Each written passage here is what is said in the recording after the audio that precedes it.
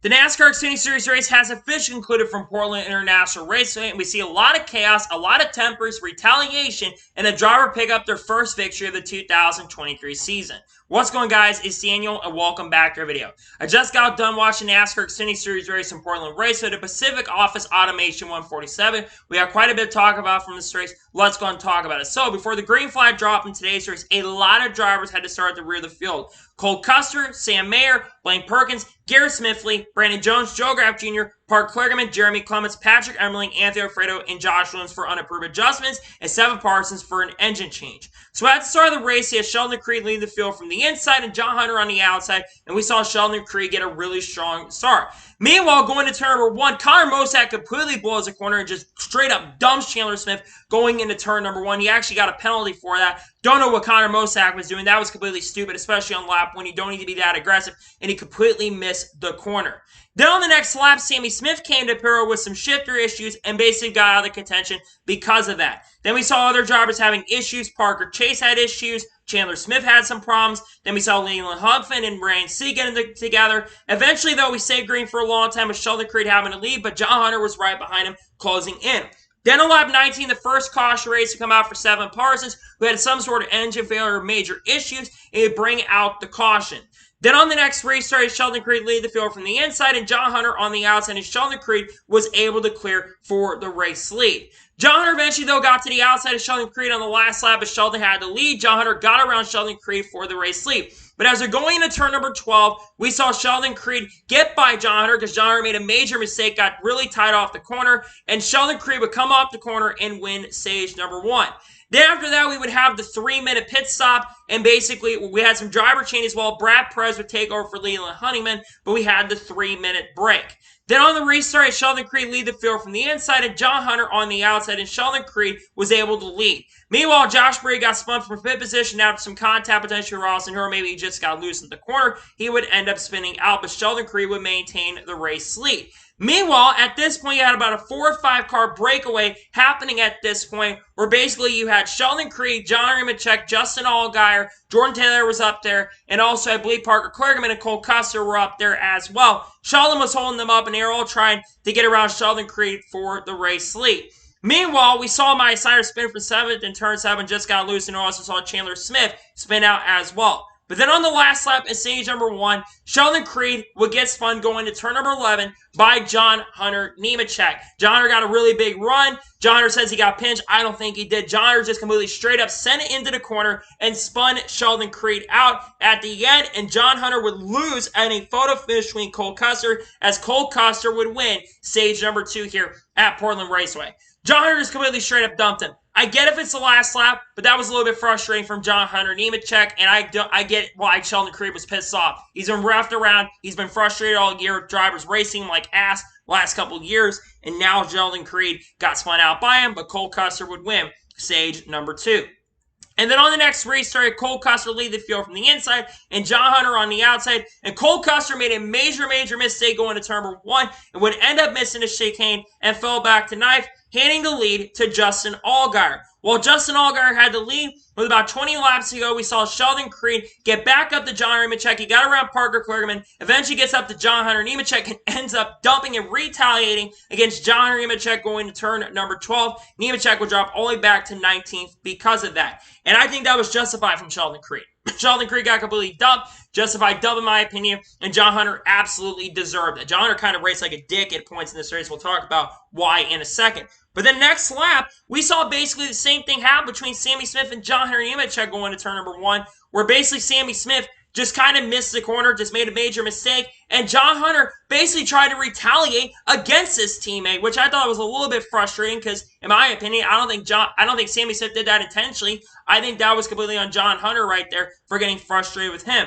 And then both of them had to basically go into pit road with the damage. It looked like this race, though, was going to be handed to Justin Allgaier, and then Riley Herbst had major trouble and major issues and was smoking in his car and stopped in turn 9, bringing out the caution. Meanwhile, Jordan Taylor, never mentioned this on the broadcast, but Jordan Taylor, he came down pit road with some major trouble.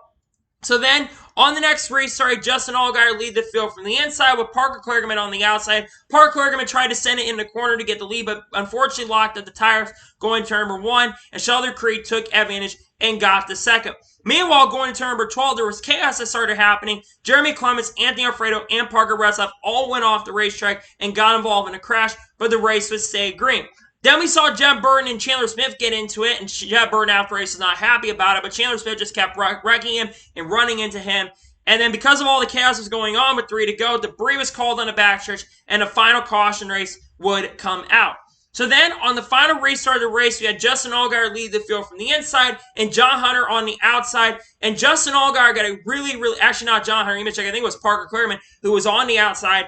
And then Parker Kligerman made a major mistake, and unfortunately took all 3 of the leaders out of contention from the race lead, handing the lead to Cole Custer. Now, near the end of the race, like I said, Cole Custer had the lead as it came down to white flag after the mistake. But Justin Allgaier had a faster car than Cole Custer and was starting to run Cole Custer down for the race lead. As they're going to the final corners, Justin Allgaier was making up a 10th to 2 tenths every single lap. But it would not be enough for Justin Allgaier again. He would make one last charge after Cole Custer, but it would not be enough. And coming off the final corner, after asking how long it would be before he got to win this season, Cole Custer comes off the corner and finally wins his first Xfinity Series race of the 2023 season and his first race since 2022 at Auto Club Speedway. It's been a while, and we've been wondering when Cole Custer was going to get the win. And Custer did not have the fastest car all day. There's no doubt about it. But I think it really wasn't a dominant car all day. So I think Cole Custer deserved to win. He also kind of got a little bit lucky when Parker Kligerman did end up making the mistake. But still, Cole Custer, well-deserved win. He's been having a lot of momentum, especially as of recently. He's been having a lot of great finishes. I feel like the last 6 to 7 weeks has been really fast and finally gets a well-deserved win. Huge congratulations to Cole Custer on finally winning his first race of the 2023 season. We all thought he was going to win a lot this year. It was a slow start, but he's been turning up the weight and finally gets that first win. So now, let's talk about the results, and I'll give you my score of today's race. So Cole Custer picks out the victory. Justin Allgaier finished second. Justin Allgaier had a really good day. It looked like he was going to go back-to-back. But Justin Allgaier raced really fair and really good, in my opinion. It was really fair and square, in my opinion, and didn't end up dumping Cole Custer. He could have easily done that. I think it showed that that's how drivers should honestly race, in my opinion, and gets a well-deserved second-place finish. Great run for Justin Allgaier. Sam Mayer finished third. I think he got into Sheldon Creed near the end of the race, I think on the last lap. But still, a great day for Sam Mayer. Was quiet all day and gets a well-deserved top 5 finish. Great run for Sam Mayer. How about Josh Berry coming back and finishing the top 5 in 4th place? Great run for Josh Berry. You know, he spun out early in the race, but recovered to finish in the top 5. Great run for Josh Berry. Austin Hill finishes 5th. I feel like they never really mentioned Austin Hill in the broadcast at all, but he had a really quiet but a really strong day. He's a pretty solid road course racer and gets a very solid top 5 finish. Great run for Austin Hill.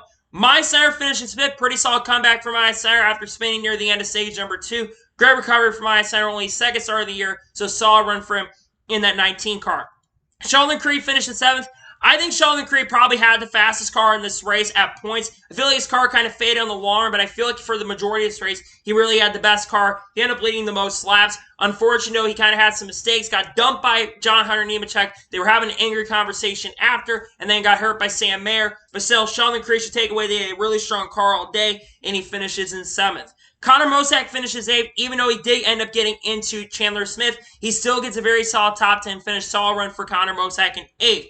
Chandler Smith finishes 9th. I know Chandler and Jeb Burton had some confrontation on pit road after the race, but still a solid comeback for Chandler Smith, who never really had a great car throughout the day, but he finishes 9th. And John Hunter, after all his issues on the racetrack, he's got to keep his cool and stop getting to people. But even after all that stuff that ended up happening with John Hunter today, he still recovers to finish in 10th place, being consistent and always up front. Alex Abay finished 11th. Very quiet, but a very solid day for Alex Abay in 11th position. Solid run for him. Brett Moffitt finished 12th. Pretty good run for Brett Moffitt. Brandon Jones finishes 13th. Brandon Jones just was never really a factor all day. Kind of strong for the most part all day long. Never was a factor. Never was a contender. It's been kind of like that all year so far for Brandon Jones, which is a shame. But he does get a top 15. Parker Clearman finishes 14th. He made the mistake near the end that cost him a shot to win. Parker really had a car that could have won this race. And coming in this weekend, he was my original pick to win. He had to start at the rear of the field, but was one of the few cars that can move up to the front really, really quickly. It was very difficult to pass. He made a mistake though near the end that cost himself a shot at victory. Could have gotten a better finish than he did, but he also did get some stage points that really is going to help him out. Blaine Perkins with a very solid run in 15th. Not a bad run for him. Josh Williams finishes 16th. Parker Redside finishes 17th. Ryan Sieg finishes 18th. Jeffrey Earhart finishes in 19th. And Patrick Emily finishes 20th. Anthony Alfredo finished 21st. He was in the top 15 a lot of day. He got spun out in that wreck with Parker Redside and Josh Williams. Jeremy Clements also got involved in the confrontation near the end. He finished 22nd. Joe Graf Jr. finished 23rd. Garrett Smithley finished 24th. His best run of the season so far. Jeb Byrne finished 25th. Like I said, he was unhappy with Chandler Smith after the race. Kaz Grall finished 26th. Jordan Taylor finished 27th. Jordan Taylor had some sort of issues that came down pit road. They really never mentioned on the broadcast like I mentioned a few minutes ago. It's a shame because Jordan Taylor did have a pretty good car, was running top 5, but had some good speed. I think he deserved a better finish than he got, but he finished 27th. 28 for Brad Perez, basically in substitution for Leland Hunneman. He actually crashed into barrier on the last lap. I'm not sure what happened because Brad Perez is running in the top 20 on the final restart. It's a shame he never got a chance to contend for top 15, but he finished 28th. Dylan Lawton finished 29th. Sammy Smith, after basically getting run to by John Nemechek and getting screwed from the start with the shifter issues, he finished 30th. Preston Bartis had major issues. He finished 31st. Riley Herbst had an engine failure. He finished 32nd. Daniel Hemrick's car caught on fire and went 30 laps down. He finished 33rd, was up in the top 10 and top 5 early. Lost a shot at that when the engine let go. Kyle Sieg finished 34th. Parker Chase finished 35th. Mason Maggio finished 36th. Seven Parsons finished 37th. Brendan Poole finished 38th and last in today's race. So now let's talk about the overall race as a whole and give you my score on today's Xfinity Series race.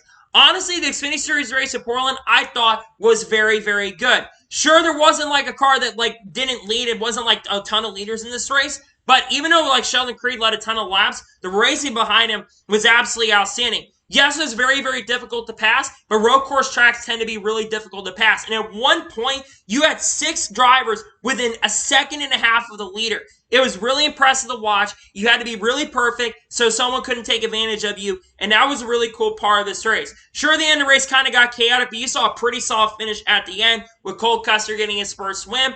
I'm going to give today's NASCAR Xfinity Series race overall from Portland Raceway overall a 9.5 out of 10. I would have given a perfect score. Some of the chaos had not happened, but I really enjoyed today's race. My score is a 9.5 out of 10.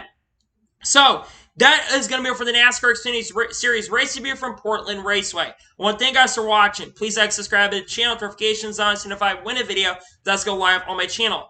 Follow me on Twitter, Facebook, and Instagram, and support my Patreon as well. Links go below over that, and comment your thoughts on today's race. What are your thoughts on today's race? Let me know below. Let me know your score in the comments below, and congratulate Cole Custer on finally winning in 2023.